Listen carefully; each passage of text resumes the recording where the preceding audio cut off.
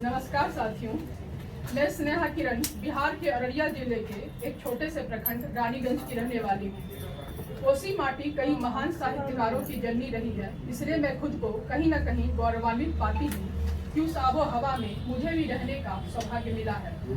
सर्वप्रथम मैं साहित्यकार ग्रीन हाउस रामबाग पूर्णिया को साधुवाद देना चाहती हूँ, जिनके सार्थक प्रयासों से आज बिहार की ऐतिहासिक विरासत वो अपने अंतस में कला साहित्य के विशाल जखीरे को समेटे इस सांस्कृतिक नगरी पूर्णिया में इतने संवेदनशील और लीक से हटकर चुने गए विषय हिंदी कहानी में जीव जंतु, करुणा एवं मनोविज्ञान का असीमित संसार पर एक समीक्षात्मक सेमिनार सह काव्य गोष्ठी का आयोजन किया गया है।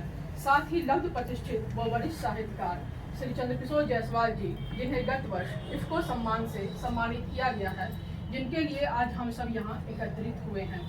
ये हम सभी का सौभाग्य है कि आज हम सब समय के उस कालखंड के सहभागी हैं जहाँ हमें उन्हें जानने, समझने, पढ़ने व सम्मानित करने का सौभाग्य मिला है। आज इस भव्य समारोह में आए हुए सभी अतिथियों, कार्यक्रम के उद्घाटनकर्ता व अध्यक्ष महोदय, बुद्धिजीवी पत्रकारों, सुधी साहित्यकारों, कवियों और तमाम आदरणीय श्रोतागण का मैं हार्दिक अभिनंदन करती हूँ। सच पूर्णिया की मिट्टी बहुत उर्वर है।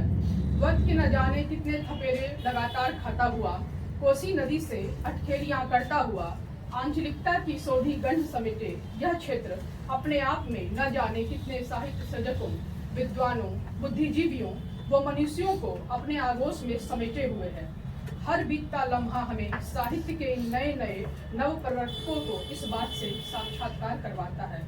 शब्दों के इन शाश्वत जादूगरों को सत सत नमन। सचमुच यह कहना मुनासिब होगा, जिद्दत की हर एक राह रिवायत तक है, जिद्दत की हर एक राह रिवायत तक है, लफ्जों की कहानी भी हिकायत तक है।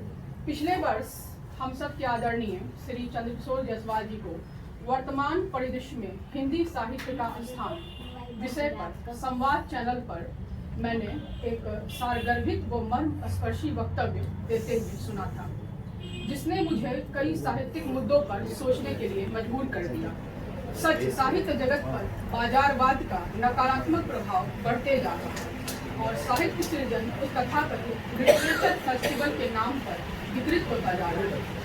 अगर समय रहते हम सब ने इसे रोकने के लिए कोई ठोस कदम नहीं उठाया तो बहुत हद तक संभव है कि आने वाले समय में साहित्य शब्द अपनी प्राकृतिक आभा और नैसर्गिक कलात्मकता और रचनात्मकता को पूरी तरह खो देगा और यह बहुत ही हृदय विदारक स्थिति हो जाएगी हम सभी के लिए। अब आते हैं हमारे गृह जिला अररिया के गौरव, भारतीय प्रशासनिक सेवा के विभिन्न गरिमामयी पदों पर अपना योगदान देने वाले और निरंतर समाज सेवा व साहित्यिक साधना से जुड़े रहने वाले कर्मयोगी डॉक्टर दिलीप नारायण जी की लिखी गई एक प्रसिद्ध कहानी माफ करना जेम्स, जो एक बेहद संवेदनशील और प्रासंगिक विषय हिंदी कहानी में जीव जंतु, करुणा एवं मनोविज्ञान का असीमित संसार का दृष्टिपात करती है। पूरी कहानी पाठकों को आरंभ से अंत तक बांधे रखती है। आदमी की बौद्धिकता पर करारा व्यंग करती हुई यह कहानी मानव मनोविज्ञान को नए तरीके से देखने का साहस है, लेकिन कहानी का अंत कई प्रश्नों का सटीक उत्तर ढूंढ कर दे ही देता है और यह भी साबित कर ही देता है कि वास्तव में हमारा हम सब का दिल तो बच्चा है कि इसे बहला फुसला कर रखने में ही हम सब की भलाई है। इस मौके पर मैं एक स्वरचित कविता भी पढ़ना चाहूँगी आप सबों के समक्ष, जो मैंने 2-3 वर्ष पहले लिखी थी। कलयुगी पत्रकारिता। देर रात तक दौड़ती है जिंदगी, खुद हूँ खुद से बेखबर, पर हर खबर है पर मेरी नजर। खुद हूँ खुद से बेखबर, पर है हर खबर पर मेरी नजर। जिंदा लाशों पर भाग कर दिखता हूँ तो सब, मन में गढ़ता हूँ झूठी सच्ची कहानियाँ, तब जाकर कहीं बनती है एक अदद कविता। अब दिल में किसी के लिए बची नहीं है संवेदना, अब दिल में किसी के लिए बची नहीं है संवेदना। न माया न मोह न राग न गुबार, कभी गुड्डी के गुड़िया के खोने पर गिरते थे आंसू मेरे, कभी गुड्डी के गुड़िया के खोने पर गिरते थे आंसू मेरे, पर आज किसी का जनाजा उठने पर भी नहीं होती है करनी। न आज की चिंता न कल की परवाह, अजीब सा हो रहा है मन हर बात से बेपरवाह।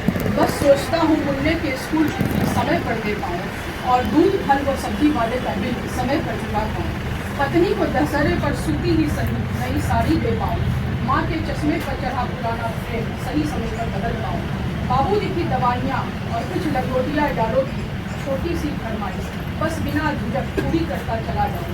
इससे ज़्यादा सोचने की इच्छा नहीं है अब बची। बाकी बचे मोहल्ले, शहर और देश के बदलते हालात, तो उन पर तो है ही मेरी नज़र, भले ही रहूँ मैं खुद से ही बेखबर।